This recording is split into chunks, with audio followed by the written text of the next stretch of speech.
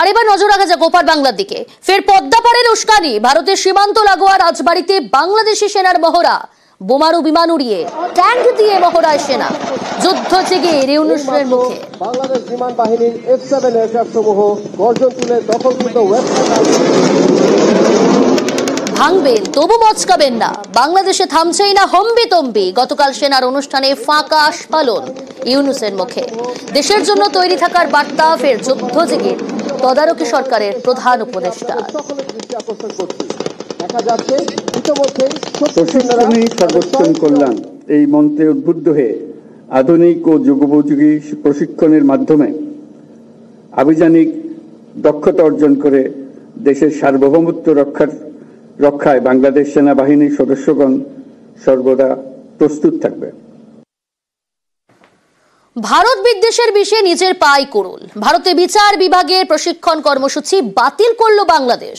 ফেব্রুয়ারিতে 10 দিনের প্রশিক্ষণ কর্মসূচিতে অংশ নেওয়ার কথা ছিল 50 জনের। অংশগ্রহণের কথা ছিল বিচারক, ল অফিসারদের। রবিবার বাংলাদেশ সরকারের আইন, বিচার এবং সংসদীয় মন্ত্রক এক নির্দেশিকা জারি করে।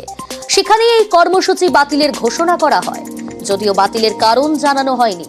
তবে বর্তমান পরিস্থিতিতে এই প্রশিক্ষণ তাদের পক্ষে ঝুঁকিপূর্ণ। মগজ ধোলাইয়ের আশঙ্কায় সফর বাতিল ইউনূস সরকারের।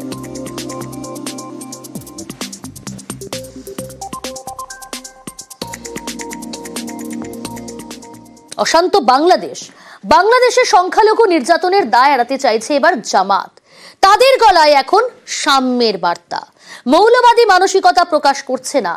এর মধ্যেও পদ্মাপাড়ে সংখ্যালঘু নির্যাতনের বিরাম নেই। অপহরণ, লুটপাট, হামলার ভুরে ভুরে অভিযোগ।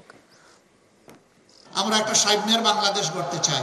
আমরা এই দেশে আর কোনো মাইনরিটি মেজরিটি এই কথা শুনতে চাই না। কিসের মেজরিটি আর মাইনরিটি?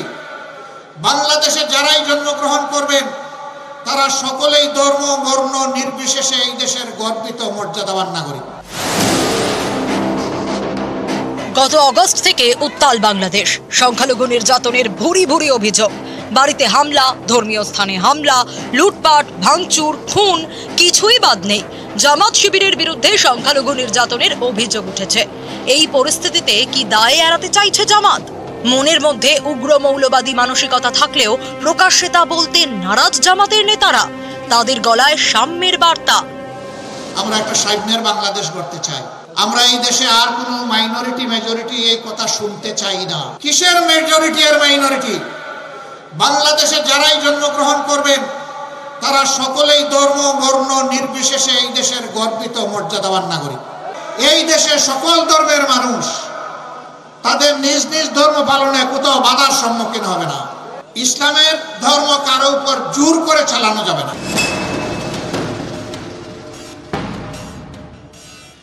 গত বছরের নভেম্বর থেকে জেলে বাংলাদেশের ইসকনের সন্ন্যাসী চিন্ময় কৃষ্ণ দাস।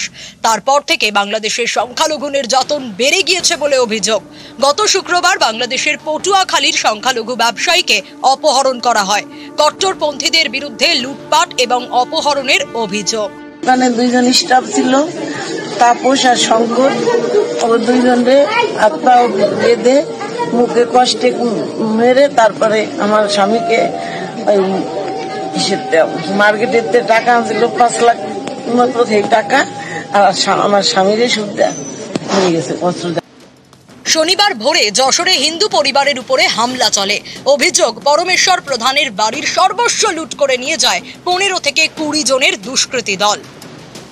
এদিনই বিকেলে ফরিদপুরে আক্রান্ত সংখ্যালঘু দম্পতি 68 বছরের শ্যামলেন্দু বসু এবং তার স্ত্রী কাকলিকে মারধর করা হয়।